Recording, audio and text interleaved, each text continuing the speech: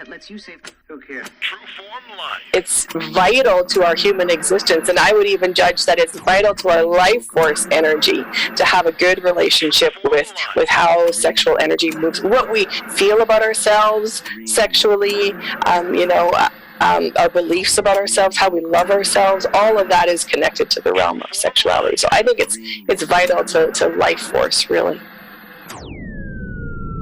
Welcome to Exploring Mind and Body with Drew Tadia. Drew is an expert in nutrition, fitness, lifestyle, and more. And he wants to help you live a healthier, longer, and more active life. Now here's your host, Drew Tadia.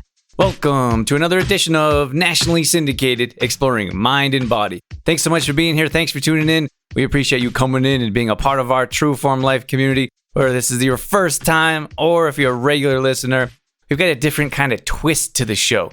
So what I did is I asked Nathalie Jackson to come on and do an interview about sexuality. Now, this is something that she was posting about, she was talking about, she's done presentations in a number of different summits, and I thought sexuality is something that it's taboo, right? Like, we don't know. And this is my own personal experience or perspective as well. Like, am I going to turn people off? Do people want to hear this? Is it like a subject that is not necessarily approved? And I thought, you know what? Push all those thoughts to the side. Let's have a conversation about sexuality and understand what's going on with it. How can we improve our relationships and what that looks like from someone that knows what they're talking about? So I hope this is something of interest because I feel like it's an important topic. I really do. Why not shine some light on some of those shadows that Nathalie's talking about? Shine some light on a topic in a professional and respectable manner that can be talked about and should be talked about and shouldn't be pushed to the side, because I feel like a lot of people struggle with sexuality in a number of different areas or a number of different ways. So let's shine some light on it. That's what we have coming up today. So sit back and enjoy. We got all that coming up. This is Exploring Mind and Body. Naturally improve your lifestyle one show at a time with your host, Drew Tadia. All right, Nathalie, let's talk about sexuality. I want to get into this. So help me out here. So why is this is the word taboo? What's taboo mean? Taboo mean it's not socially acceptable to talk about it in most settings in our society. Got it. So is this a taboo subject? I think so. I think just with the amount of restrictions on where it's appropriate to talk about sexuality, where it isn't appropriate, all of the layers and layers of constriction around how we even converse about our sexuality. I think it makes it a taboo. Then there's the whole thing like a taboo show that's all about sexuality, that just brings it all out of the shadows and goes, here, let's talk about all the things that people don't talk about. Yeah, and I was like, when I was posting this, I was like, I thought it was a great idea. Like, we're a group of women, and like, why not talk about sexuality? Then I was like posting it. I'm like, maybe because the word sex, and I'm like posting it. I'm like, is there something wrong with this? Should I be posting about this? So that's why. And for me, I don't really have a problem biting my tongue in most cases. But I'm like, is this offending people? So at any rate, why sexuality? Why are you talking about it? Well, I think it's such a natural part of our human experience. It's whether we're in a relationship or not, our sexuality is our intimacy with life around us. It's our intimacy with the world in any of our relationships. With the nature around us, even with Mother Earth, our sexuality is expressed in like connection, one might say. And so I think it's vital to our human existence, and I would even judge that it's vital to our life force energy to have a good relationship with how sexual energy moves, what we feel about ourselves sexually, our beliefs about ourselves, how we love ourselves. All of that is connected to the realm of sexuality. So I think it's vital to life force, really. So what is it that people are afraid of? Well, I think it can get a little scary if we've been taught from a young age to not enjoy pleasure even. Like I meet a lot of women, especially I work mostly with women who are taught from a really young age, whether it's from their family of origin or maybe a spiritual community or whatever, that pleasure isn't acceptable. Like it's okay to have sex if you want to have babies, but it isn't okay for the body just to experience pleasure on the daily, whether or not it's related to sex even. So I think taking it out of those dark spaces, those dark places, and bringing it back into the conversation again, especially since there's so many women that have a tough time with certain aspects of their sexuality. And so if it hasn't been ingrained from a young age that it's natural and normal and right to talk about it, then we'll go into our adulthood and not talk about it. So then, anything that perpetuates and becomes a bigger and bigger problem doesn't have a good outlet to heal it or to change it. Right. So how do you break the cycle? Because it seems like, okay, we're not getting it in childhood, or we're not having these conversations early on, but now as adults, it's like, should we be talking about this? Are people going to be offended? Maybe it's worth mentioning that it seems like in today's day and age, you could say just about anything to offend someone.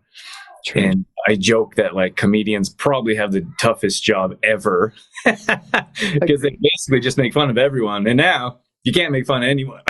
That's true. So it limits what we can talk about. Right. So back to my question was, if we're not getting it in childhood and now it comes to adulthood, what's going on? How can we address this?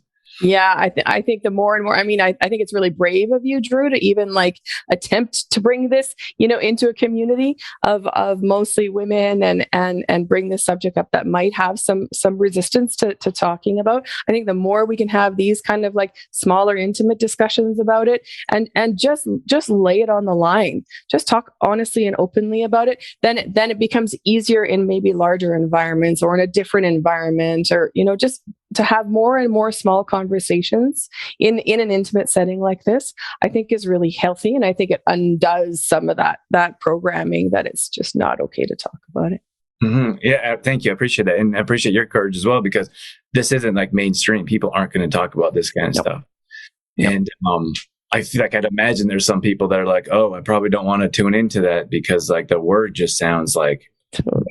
Like taboo or dirty, or it's just an odd concept to me. Like what's normalized, what is acceptable, what we can and can't talk about. I feel like it's getting worse. There's less and less things that society says we should be talking about.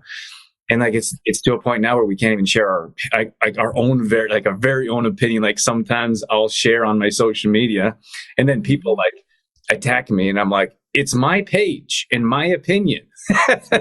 Go somewhere else if you don't want to see it, right? Yeah. It's an odd concept. So why don't we dig a little bit deeper here? What are some burning topics or maybe healing? What are we talking about here that can actually make a difference for our listeners? Mm-hmm. Well, one other thing that I think is really important to talk about in the realm of sexuality is that there's nothing wrong or bad about things that we find erotic or things maybe that aren't working. There's a lot of shame that we often carry, especially as women, because I can't speak to other genders. There's a lot of potential shame we carry about something not working. Therefore, I don't want to talk about it, so I'm going to keep my mouth shut about it and I'm going to keep it hidden. And then I'm going to get more and more shame because it's still not working. Maybe this thing is painful, or maybe I'm not turned on in my partnership or whatever it might be. And so this concept that nothing is wrong with your sexuality, everything, has a reason to it, and there's a pathway to healing. And if we can undo some of the shame around the bits that are crunchy or constricting or that are painful, then it makes it easier to take a step towards, okay, now what do I need to do in order to actually change this in my life? So that, if nothing else, that is the message that I really want to get across, is that there's nothing wrong with what you find erotic or your sexuality, whether it's working or not working. So, okay, where does the shame come from? Yeah, that's a great question. Sometimes it's a societal shame. There's an expectation perhaps that we're supposed to, want to have sex a certain amount of times, or maybe in our partnership, maybe one partner wants to have sex more than another does. And so, and oftentimes we can say things in our languaging of like, well, I want it more than you do, or this isn't good enough for me. Or, so even in our partnership, we can experience some messaging around it's bad or not good enough, or I'm not good enough in this realm. I think a lot of it personally comes from society and what we're taught. A healthy sexual expression should look like. We're taught these things in movies and media and social media and from our family of origin. And if it doesn't look like that, then there's the potential to berate ourselves, or to think that I'm doing it wrong in some way, or I'm my sexual beingness is wrong in some way. And so then we can kind of layer these beliefs in our own psyche, and it becomes more and more shameful. Yeah. And I feel like it's the expectation, right? Like you mentioned, it's like we live in such a crazy world now where I was telling this story about a little man. He's a year and a half, and he's like running around. We're in this beautiful beach area, and he's running around this pathway, and you have like these giant, like, I've never seen homes like this, like $20 million homes that are facing the ocean. You have a path, and then you have the ocean, and it's like the most beautiful scenery, at least I could possibly imagine. And and he's running around, a little guy's running around, like kind of bumping into people, or like laughing, and like he's just learning to walk and talk and communicate. He's kind of bumping into people, and he's babbling, and so many people are just not present. They're gone. They're like not in this realm. They're on their phones, in technology, and they're not appreciating a little child, the scenery. And it's like, we live in this Instagram type of world where it's the expectations, there's just so much fabrication. So tying that to sexuality, it's like, we expect what someone else has made up. That's right. In Hollywood land for our life. And if it doesn't happen, we're a failure, which probably has to do with shame as well. Exactly. Even when it comes to beauty, I know a lot of women, again, I'll refer this to women just because of my experience, we'll look at the media of what beauty is supposed to look like, right? And if anyone knows anything about the media, you'll know that it's all been photoshopped. That isn't actually what those women look like in real life, et cetera, et cetera. And we'll see these images of what beauty looks like, and then we'll look at ourselves naked in the mirror, and it doesn't match that necessarily.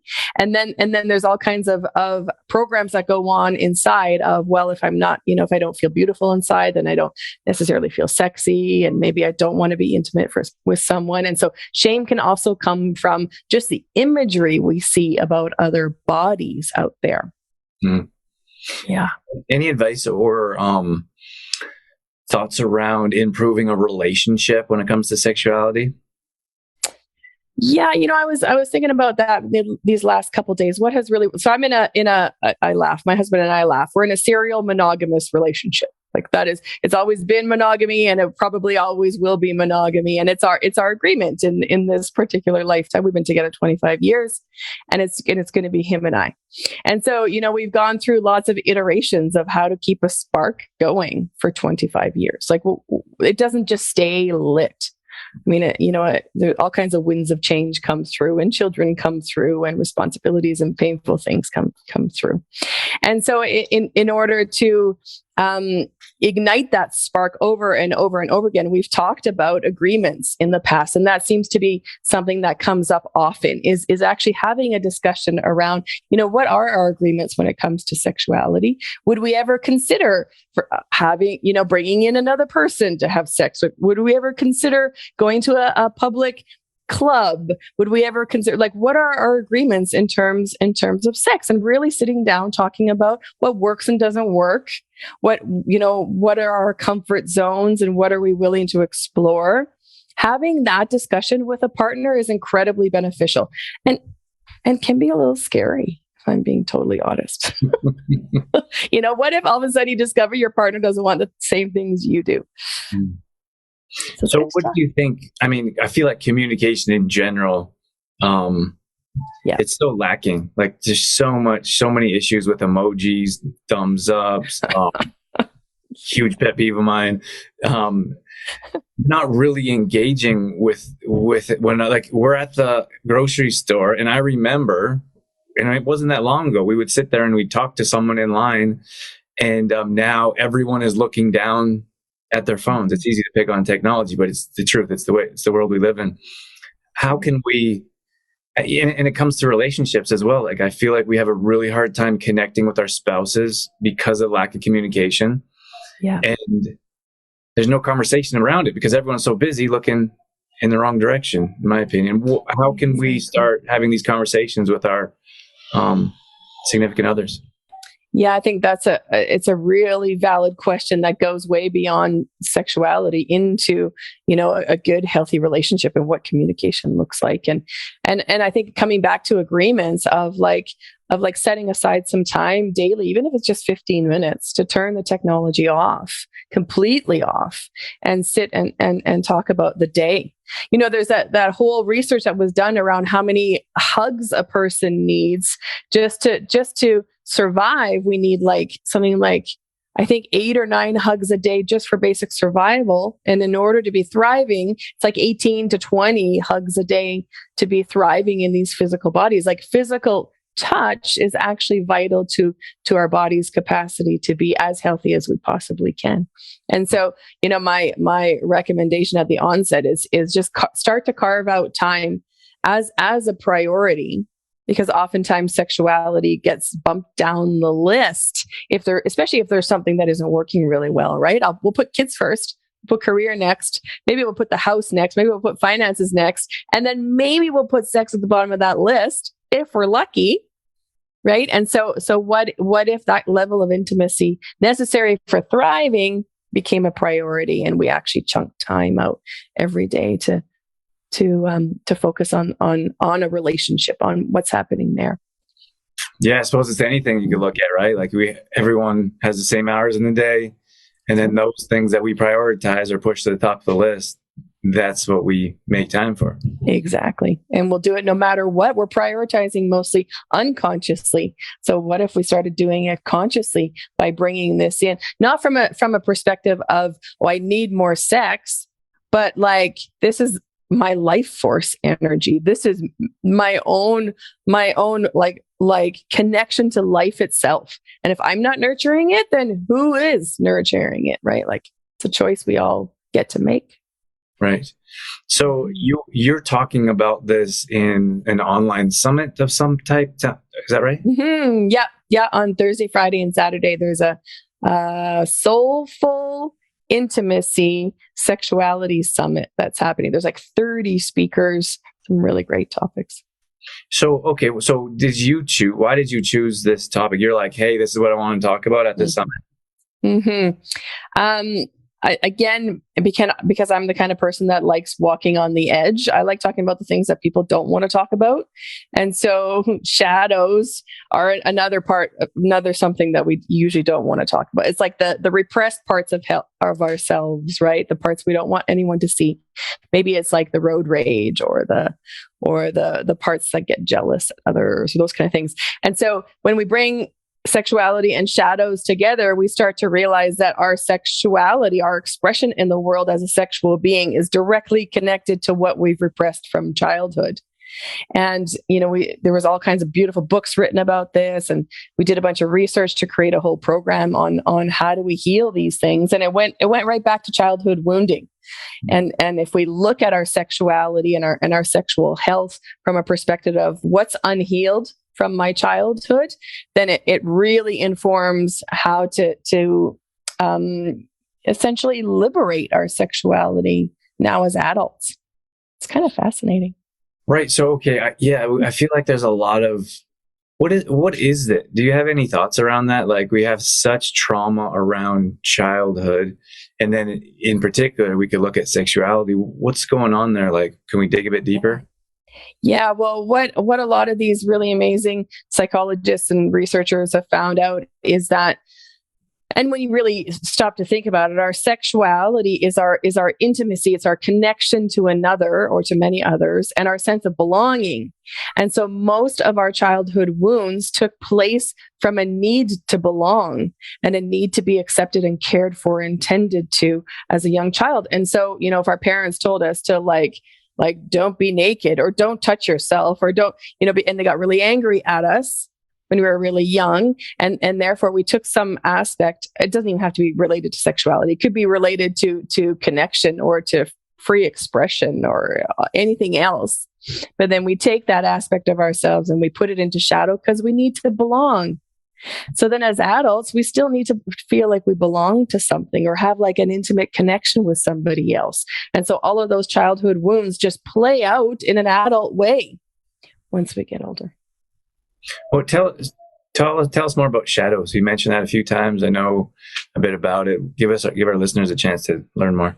Sure. Yeah. Essentially, shadows is a term that was coined by Carl Jung in like the early 1900s or something, and it refers to the repressed or the hidden aspects of self.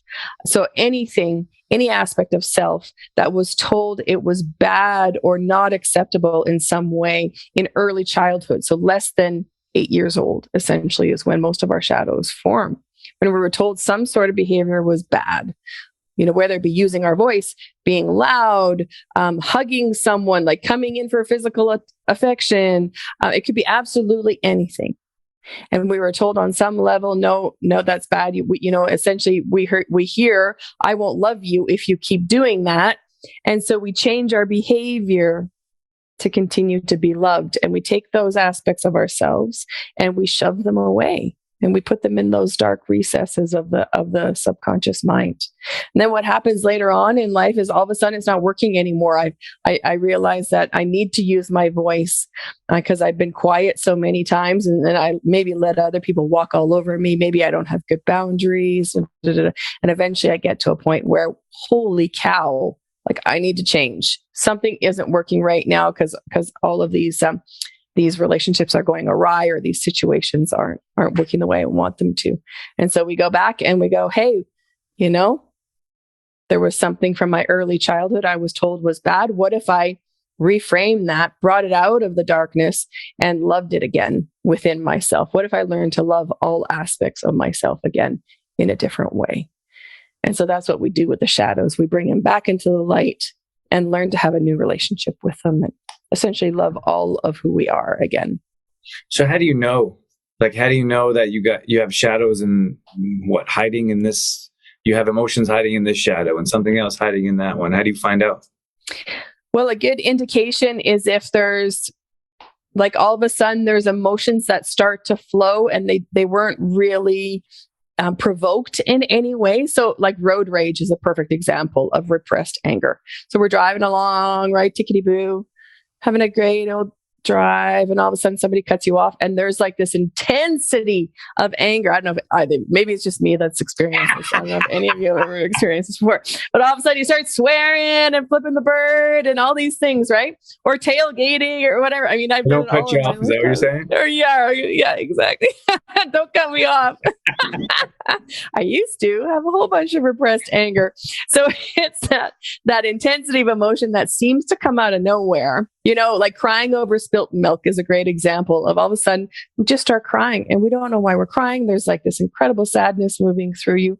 Well, chances are there was some grief that was still in the body that wasn't expressed and is looking for an outlet. So we say in the shadow work realm that it leaks out. The emotions start to leak out sideways, kind of out of our control, our seeming control. So I would say everyone deals with this, right?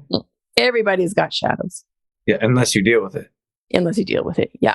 So is there a point where you can remove the shadows, eliminate them, or are you always working on them? Well, that's a really great question. And I would say to that, like if I have, I had a lot of repressed anger from my teenage years. I was a really angry teenager. And so I get into my 30s and 40s, I think, is when I started realizing how much repressed anger I had. And so I did a bunch of work to release the anger. So it just found some good, healthy ways to release anger. Now I have a process of like, I scream in my pillow, or I take a pool noodle and I go whack something inanimate. Not my husband, something that doesn't talk back. and I use my voice and I express whatever needs to be expressed. And that anger isn't repressed anymore. So when something shows up again, that stirs up anger, I can just cleanly say to the person, look, I'm feeling some anger. This is what's going on right now. And it doesn't come out in like a leaky way, or I don't come out destroying people, tearing people's heads off, et cetera, because it was repressed in the body. So I would say, yes, we learn how to control it, but not only control it, actually like release the pressure out of the pressure cooker, and then learn how to handle those emotions in a different way. Mm-hmm. Yeah. So something that we could all benefit from working on in one way or another. Yeah, it's pretty. I mean, that's why there's like anger management group. I don't know if you've heard about the Rage Room. There's a Rage Room in Edmonton that I haven't gone to yet. You can just go there and like smash things. You can smash TVs. You can smash and get the anger out. I'm like, oh, what a great idea. So, there are good, healthy outlets for anger. And I say anger, I use that one because many of us repress our anger. But there's also repressed grief. And that would be a whole other process of learning how to express our grief and find a good place for that. Yeah. Yeah. Like you see, like you hear, I mean, you come across certain people. I mean, and I feel like everyone deals with it on some level, but you come across people that you can tell like they have that internal anger that just like that radiates. Mm-hmm. And it's unfortunate. I feel like it's a bit dangerous. Like it's the same thing. Like you have maybe short-term relationship with someone.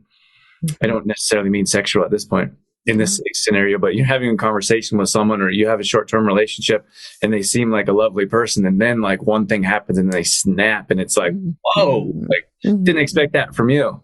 Exactly. That's when for sure something was repressed. And so it's out of character, those experiences that really seem out of character. And we all have a different version of something like that, where we don't know where the emotion came from. And yeah. And then so relating this back to sexuality, the impact of having those repressed shadows in the realm of sexuality is then you've got a whole bunch of repressed emotion in a realm that can easily cause like misuses of power. And you look at our society right now, and sexual energy is misused all over the place. There's all kinds of abuse that goes on. That's the extreme of not dealing with those wounds, right? And so this is why I think it's important to have these conversations, and why I'm so grateful that you are wanting to have it, is because if we take it out of the shadows, then it doesn't have to go to those extremes and turn into scenarios that are dangerous and hurtful and painful. Right. Yeah, that's super helpful to tie that back around, because those shadows, we just keep like stuffing our emotions down, and then like we talked about at the beginning, it's like no one wants to talk about it. And like, how could we possibly deal with it? Anything. Exactly. Yeah. Right. Yeah, exactly. And how are we going to heal from some of these really painful experiences if we're not even talking about sexuality in general? So it opens the doorway to have some profound healing take place from whatever's gone on in our lives. Yeah. Mm-hmm. Yeah. Awesome. That was fantastic. I think it's so important. Like the things, and good for you for stepping up, because the things that people don't want to talk about are probably things that we need to talk about. And I mean, I wouldn't even be talking about it if I didn't see what you were doing. I was like, all right, let's talk about this. Let's see what this is about. That's super brave, Drew. Super brave. Yeah. Thank you for being here, Laura. I'd imagine that some people were like, I don't know if I should be in that room, but totally. That's good. I think it's important that we're comfortable enough to be open and honest. And I think it's a cultural issue, of course. I think it can be generational. Absolutely. And it's, I've had to take many courses through HS with Indigenous and generational trauma. And I think that actually that word could be used almost when it comes to this, because if you've been, as you say, been made to feel guilty or that's wrong, and how do you not pass that on to your children and their children and their children? So I think it's very powerful. And thank you for stepping up and putting it out there, because I've seen the downside of it, surgically stuff there that is very traumatic and heartbreaking. So it's nice that there are people out there trying to, take that stigma away. Yeah, thank you for that. And that's a really important piece in this, is in order to break the chain, we need to develop some new habits about it. And it starts right here with just openly having a conversation. I think that's where we can start to develop new patterns and habits. And then we go to that next level of, okay, what now can I do? What do we do? Now what do we do? Right. And then, yeah. I think as individuals, we have a lot of power and we don't realize that sometimes. And it can be so subtle, but it's there. So yeah, absolutely. So what is it, before we wrap things up here, what are the action steps? Having conversations, talking to your spouse, talking to yourself? Yeah, I think that's really big. Exploring what pleasure means to a person, whether that bit that you brought up, Drew, just about being present to the moment and like turning off the digital, whatever distractions, and just explore, like, what does my body need right now? Like, what would bring this body pleasure, whether it's a workout, whether it's a glass of water, whether it's putting my feet on the earth outside. Like, that starts to open up the doorways too of healthy relating to the environment around us, and then that can extend into our relationships and definitely communicating agreements and comfort zones. All of that is super important. Mm-hmm. Awesome. Tell us about this summit in case anyone wants to check it out. Yeah. So it's November 2nd to 4th, and it's free. And there's, 30 speakers who have a wide range of topics around sexuality. Some is intimacy, some have to do with relationships, but it's all connected to like what it means to be intimate with self or others. And I think it's going to be super juicy. I know half of the panelists there, and there's some lovely folks that have come together for it. So yeah, it'd be great if anyone wants to come. It's all online. It's all virtual. Yeah, it's all virtual. And it's all free. If people just hop on whenever the talks are happening, then you can just watch it. Yeah. And how do we find the link or information about it? I'll put the link maybe right after wherever this video is posted in the group. I'll just put the link there. Sure. And excuse me, would there be a website that you know about? That's a really great question. I think it's just the links to register. And then in that, they'll show you right away who all the speakers are and what their topics are. Yeah. Okay. Mm-hmm. Awesome. Well, thank you so much. Thanks for everything. We really appreciate it. It's nice to have. I actually thought we should do some more guest speakers kind of in here. And when I saw your information pop up about this, I was like, what better time to give it a shot? So thanks for trying it out with us.